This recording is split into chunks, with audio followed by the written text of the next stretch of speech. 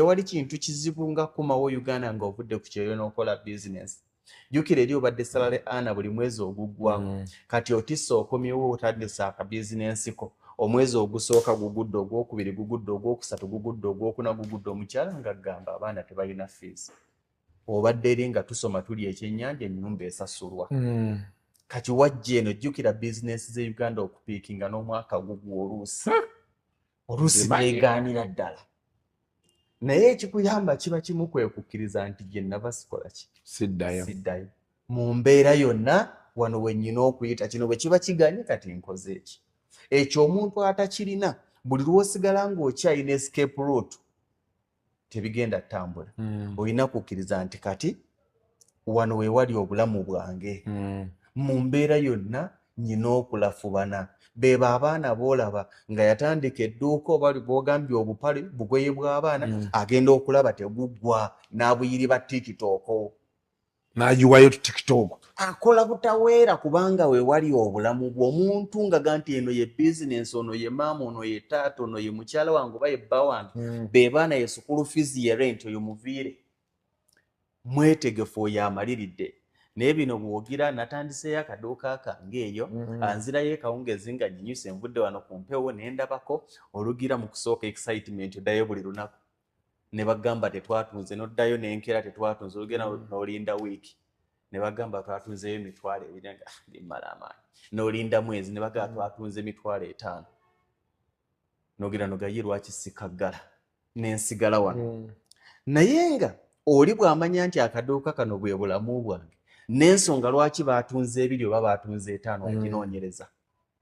Naga where is it going wrong? Wawe sikoze kimala. Nze nina abasajja bemmanyi abagulawo ze hardware n'atuula bw'ati nga talaba kikola ki? Kiddako. Talaba kiddako, abantu tebalaba takola ki? N'ayiriba mu kyalo n'agenda ng'anoonya sayiti ezizimbibwa. Namugamba mugyebale ku nti kale nze wa hardware eri awali nsobola mpawa seminti kabeeyi akatono. Bw'atyo mpola mpola n'agenda ng'apima. N'atandika bemumungulako nsobola omutumu delivaringa n'abatuukako wano. Naye olw'okuba ono gw'otadde mu bizinensi gw'ola eriyo alinze leba. Salary. Yes, musala. Oba okoze oba tokoze ajaga nti abakasitoma badde yagala mbajjewo. Tandika bizinensi ng'ogitandise nga ggwe wakati mu kugyagala.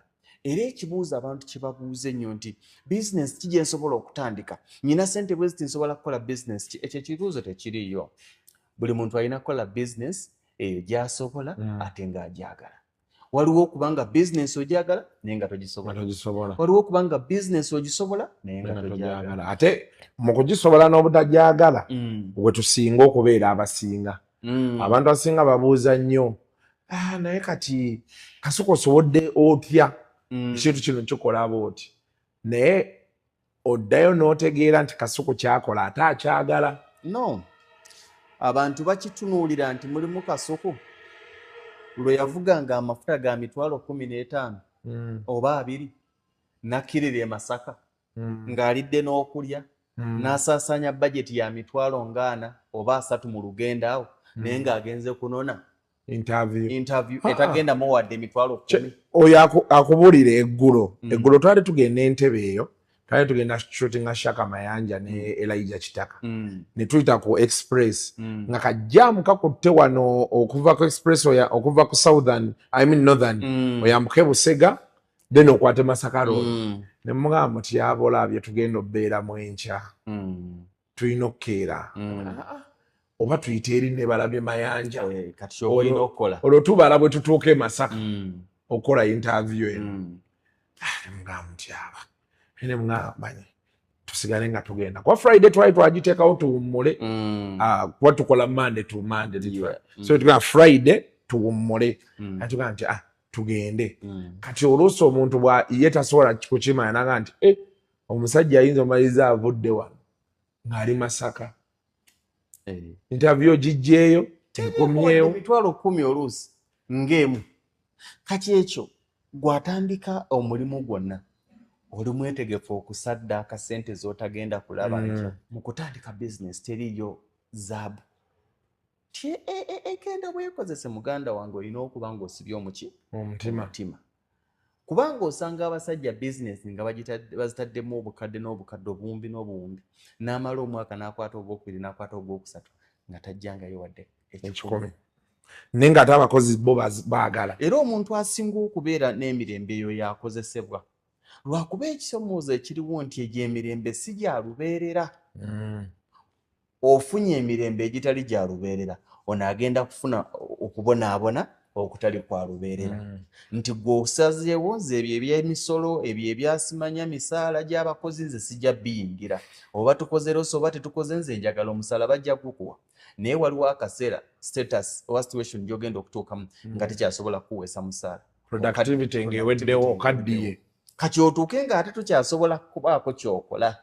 Kati ono ye avumiriye omwaka gumu 2, 3, 4, 5 n'akuba kalamba n'apiikinga n'abaana ne batandikira awo.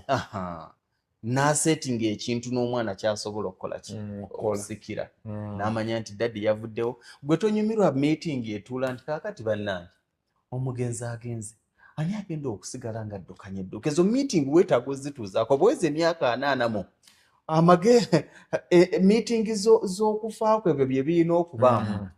Bamaleko ennaku 2, 3 nga bakuŋŋaanya bya bugagga byo. N'abantu okubeera nti balina we bakulabira. Ennaku zino abantu bangi omusanga nga n'abaana be bamuzalawo kuba ate abaana bookubira owa empeereza esiridde ekkanyama. N'onyiigira omwana mbu omwana takuzimbidde. Omwana yafuna ssente nze tanzimbidde ekibuuzo. Kitaawo ne nnyoko gye bakulizamu gwe gye bazimbira. Gwe lwaki olowooza nti otazimbira abazadde bo gwe balina okuzimbira? So ebyo byonna bijjawo nti abantu tutya okutekinga risk. Gino emyaka gye tulimu myaka gya kuwola mabanja. Amabanja saaga ssente nti omuntu ono gwe nnaakubira nga nina kye mwagaza namukolera kinze. Era nze ngamba nnyo abantu nti omuntu gw'omaze emyezi 6 omwaka nga toyogera naye tomukubira ng'omusindira bizibu byo. Kubanga naye tomanyi byabadde ayitamu. Babiyina okitegeera oba oli awo ogenda kukeera message wedding meeting n'omugamba mukwano tumaze omwaka tetwogera ompeereza meeting. So amabanja g'owola n'abantu b'obeereddewo be bantu abagenda okubeererawo. Tosuubira muntu olw'okuba omumanyi naye nga mu bulamu bwe tomubeereddewo nti yajja kukola ki kujjabeerewo. Kati we tuli wano tufunye omuwendo gw'abantu ogutumala n'okusingawo. Kati gw'ogenda n'onkabira ng'olina kye weetaaga oluusi. Weetaaga omutwalo n'oli yeetaaga omutwalo nange ngeraageranya nguwaani nga nti oli nabadde naye eggulo naye ate gwe mmaze omwaka sikuwuliza onkubidde kulona mutwalo gwe naagukuwa ng'obula ng'owooli ne nti ng'osanze sirinaamu. Kati ge mabanja ge tuli mu kukola. And maybe also to add on that as we live mayinza ntannyo bibagamba nanga oduula nze kati nina bempita abagagga bange mbabuuzaako randomly owaayo oli otya obulamu bugamba butya naye kati ffe wano mu Uganda omuntu ayagala akutuukeko nga alina kyakwagaza oba okitegeera. Ate mulowooza nti abo abantu bo tebategeera nti bo basiru babiraba ate n'oluusi nabo kati nze nange nina abantu like bw'oyambayo naye like okay you feel like you're better than them but there's that joy you get when someone just sends a random text hi Kasuku, are things going on well. Kati omuntu oyo kikwanguyira okuvaayo noga nti bakukaabira ekizibu kye okusinga oli ava mu out of the blue owaayo ogamba otya nina mwaka you don't feel the attachment and it's so much with our people they have that entitlement they just feel because they know you and stuff like that but anyway